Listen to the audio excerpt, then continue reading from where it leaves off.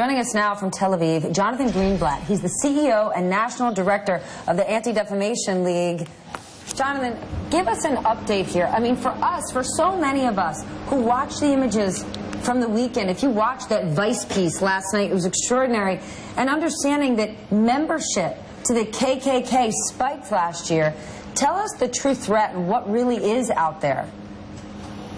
Well, thanks for the question, Stephanie, and I'm glad you're focusing on this issue. You know, at the ADL, our Center on Extremism has been tracking right-wing extremists of all variety for decades. You mentioned a number of them: neo-Nazis, the so-called alt-right, anti-government groups, neo-Confederates. Let's be clear, they're all part of the same white supremacist movement that is opposed to American values. There's no patriotism in white nationalism. And indeed, we've been deeply concerned. As you said, there's been a surge of white supremacist recruiting at college campuses this past year. We recorded over 160 incidents in more than 30 states. There's been a surge of these groups on social media. We've seen Twitter and Facebook flooded with the most grotesque kind of hate you can imagine. And of course, we've seen these organizations flourish in the current political environment where they feel that finally they have a seat at the table. Jonathan, so to Stephanie's point, they are actively recruiting. I guess it's important for us and our viewers to understand what their success looks like in actively recruiting so that people know what we're up against here. Who are these recruits? Who do they get? Look, extremism is a problem in any form.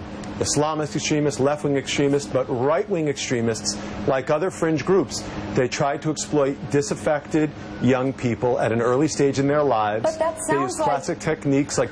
That sounds like the same description we hear when we talk about ISIS recruiters, looking for young male It's gang recruiters or the Germans who had skinheads. It sounds like the same group.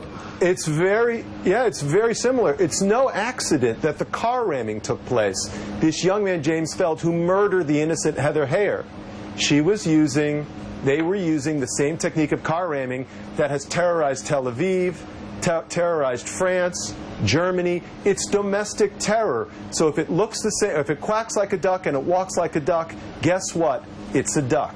Then what are you doing? I know you're working behind the scenes with GoDaddy, with Twitter, with Facebook. Yeah. What can actually be done? Because in terms of First Amendment free speech rights, it's tricky. It certainly is tricky, but the freedom of expression isn't the freedom to incite violence. Freedom of speech isn't freedom to slander and terrorize. So indeed, as you just pointed out, we're not going to wait for the White House. State and local leaders have a role to play, nonprofits like the ADL, and business. You mentioned earlier the CEOs of Under Armour, Merck, and Intel have all stepped off of the President's Council. And Google and GoDaddy took an important step in knocking the neo-Nazi Daily Stormer off their servers. Businesses have a right not to patronize people or parties who push prejudice, plain and simple. And Jonathan, consumers have a right, and users of these services have a right to contact these companies and say, we will not punish you for doing this, we will support you for doing this. Because when the website went off of GoDaddy and tried to move to Google, Google then stepped in and said, no, you're not coming here, you're not bringing your hate over to us. It's a great point.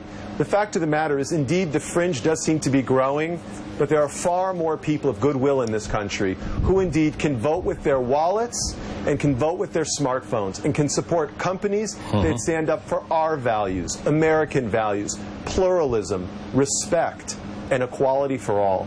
Jonathan, great discussion. Thank you for the work that you do. Jonathan Greenblatt is the CEO and National Director of the Anti-Defamation